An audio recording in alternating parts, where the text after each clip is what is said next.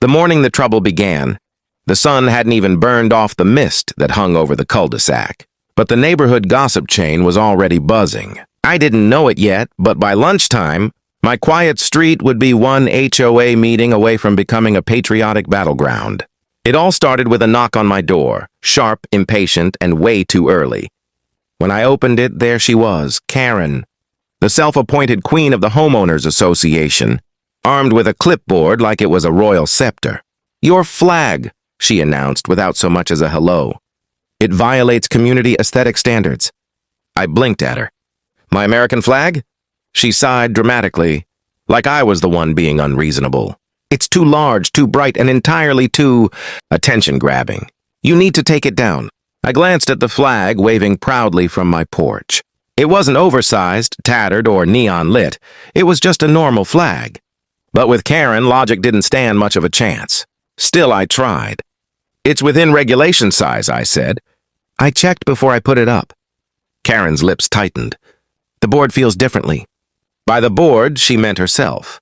I politely refused, and she stomped off, muttering something about non-compliance, forms, and community, harmony. I figured that was the end of it. Spoiler, it definitely wasn't.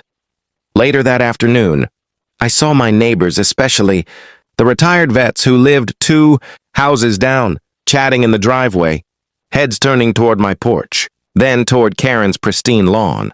I didn't think much of it until I woke up the next morning to the wildest sight I'd ever seen on our sleepy block. Keran's yard was covered, absolutely blanketed in American flags. Dozens, maybe hundreds, planted like a patriotic forest. Little ones, big ones, garden flags, handheld parade flags. Every inch of grass had sprouted stars and stripes overnight.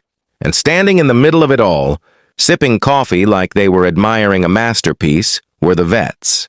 They gave me a salute and a grin. "Thought your flag could use some backup," one of them said. Keran, on the other hand, was losing her mind. She stormed outside, still wearing her robe, shrieking about vandalism and calling the HOA emergency hotline, which I'm pretty sure didn't exist until that very moment. I had a feeling this was just the opening act of a much bigger neighborhood saga. As I watched the chaos unfold, I realized this wasn't about a flag at all. It was about control, pride, and neighbors who were done putting up with Keran's rules. Their message was clear. Enough was enough. For real. Keran's meltdown over the sea of flags didn't end with her frantic calls to the HOA hotline. If anything, it only fueled her determination to reassert control. By noon, she had marched door to door demanding witnesses, signatures, and apologies from anyone who dared smile at the spectacle on her lawn. Meanwhile, the vets were not even slightly intimidated. They set up lawn chairs across the street like they were attending a parade staged specifically for their entertainment. Every time Keran tried taking down a flag, one of them would politely replace it, humming patriotic tunes just loud enough for her to hear. By late afternoon, Keran escalated the situation by calling an emergency HOA meeting in her driveway, complete with a folding table, printed bylaws, and a megaphone she absolutely did not need. Residents wandered over, mostly out of curiosity. Nobody had seen a driveway meeting before, and certainly not one fueled by flag-induced fury. Keran launched into a theatrical speech about community order, aesthetic standards, and the alleged danger of excessive flag density, a phrase that immediately triggered a round of snickering from the crowd.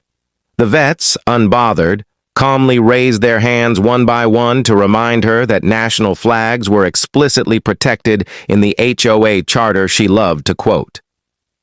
Keran's face tightened, her confidence wavering for the first time, but she refused to back down. She insisted the charter was outdated and needed immediate revision. That was when the neighborhood finally turned on her, not with anger, but with collective exhaustion. People started asking why she spent so much time policing harmless things and so little time being an actual neighbor. The vets stood then, not aggressively, but with the quiet confidence of people who had lived through real conflict and knew the difference between a battle worth fighting and one invented out of boredom and control. They explained that the flag display wasn't vandalism, nor was it an act of rebellion. It was simply a message that the neighborhood valued freedom, especially freedom from unnecessary harassment. Keran, realizing she was outnumbered and outreasoned, tried shifting tactics, claiming she had only been enforcing rules for the good of everyone, but the crowd had lost interest in her excuses. Neighbors began drifting away, chatting casually about weekend plans while Keran stood frozen beside her megaphone, stunned that her authority had crumbled so completely. In the end, the vets gathered the flags, not because Keran demanded it, but because the point had already been made, and the neighborhood had spoken louder than any bylaw ever could. As the sun dipped behind the houses, I realized this wasn't the last conflict Keran would create. It was merely the foundation for a much stranger showdown soon to come. More surprises awaited. Just when the neighborhood thought things had finally quieted down, Keran found a brand new reason to stir up trouble. And this time, it had nothing to do with flags. It started one Saturday morning when my phone buzzed with a text from a neighbor. I think Keran's daughter is in your field." That was odd enough on its own, but the attached photo made my jaw drop. There she was, Emily, Keran's teenage daughter, posing among my cows like she was on the cover of a farm-themed fashion magazine.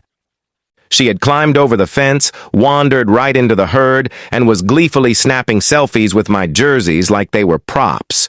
I wasn't mad, more confused than anything, but I knew the cows well enough to recognize their alert ears and cautious stares. They weren't dangerous, but they definitely weren't used to spontaneous photo shoots either. I headed out to the pasture to make sure she didn't get too close to the calves. As I approached, Emily didn't look embarrassed. In fact, she flashed a peace sign and posed harder, like I'd arrived strictly to improve her lighting. "These are so cute," she chirped. "My followers are going to freak out." "Hey, Emily," I said gently. "You can't really be out here without asking. The cows are usually calm, but they're still animals. It's safer on the other side of the fence." She nodded, though I could tell she had no intention of cutting her photo shoot short. That's when I noticed Keran herself striding toward the field from the road, her march full of familiar indignation. Here we go again, I thought. She waved her arms dramatically. "Emily, get away from those filthy animals before they bite! And you!" She stabbed a finger in my direction. "How dare you let her near them? You need better fences!" I opened my mouth to respond, but before I could get a word out, Emily shouted, "Moom, relax! These cows are adorable!" Keran sputtered, but she kept marching closer. I didn't want the situation to escalate, so I did the only thing that made sense in a moment as absurd as this one. I grabbed the tractor's manure loader, eased it forward, and drove right into the background of her daughter's selfies. I didn't honk or yell. I just rolled into frame with perfect timing. Emily burst into laughter. Keran's jaw dropped. And I, maintaining the most neutral expression I could manage, photobombed her TikTok queen poses with a giant bucket of cow manure lifted proudly like a trophy. The internet would have loved it. Keran absolutely did not. Keran's face that day, caught somewhere between horror, disbelief, and a slowly unraveling sense of superiority, should have been framed and hung in a museum. But as satisfying as the manure loader photobomb had been, I knew this incident was only the beginning of whatever storm she planned to whip up next. Sure enough, later that afternoon, she marched right up to my porch, clipboard in hand, ready to deliver her next grand declaration. "You," she announced, "have violated property boundaries, endangered a minor, and humiliated my daughter." I stared at her, genuinely impressed by how confidently she rewrote reality. "Keran, your daughter climbed the fence. I told her politely to step back. And the photobomb?" She laughed harder than I've seen any teenager laugh this year. Keran bristled. "That's not the point." It was absolutely the point. But before she could launch into whatever monologue she'd prepared, Emily appeared behind her. "Mom, stop. It was funny, and the cows were cute, and Mr. Miller didn't do anything wrong." That should have ended it. But Keran was not known for graceful retreats. She tried shifting blame, from fences to camera angles to agricultural hazards, until even she seemed unsure what her argument actually was. Meanwhile, word of the manure loader photobomb had spread across the neighborhood. Not because I posted it, Emily did. Apparently, the shot of me rolling up behind her with a raised bucket had gone mildly viral among her friends. She even titled it, "When You Trespass for Cow Pics and Get Blessed by the Farmer Ninja." I was weirdly honored. As the video circulated, neighbors started stopping by to ask about the cows, the tractor, the photobomb, and whether Keran had truly lectured me about livestock safety despite not knowing the difference between hay and straw. The whole thing became the funniest and strangely most bonding event our street had seen in years. Even the vets got in on it. They brought over a little wooden sign they'd made, "Photo Zone, beware of surprise tractor cameos." They planted it by the fence with my permission. The neighborhood loved it. Keran did not. But here's the twist no one expected. Emily came by a few days later, alone, carrying a small bag of homemade cookies. "Thanks for not yelling at me," she said. "And for the photobomb. That was legendary."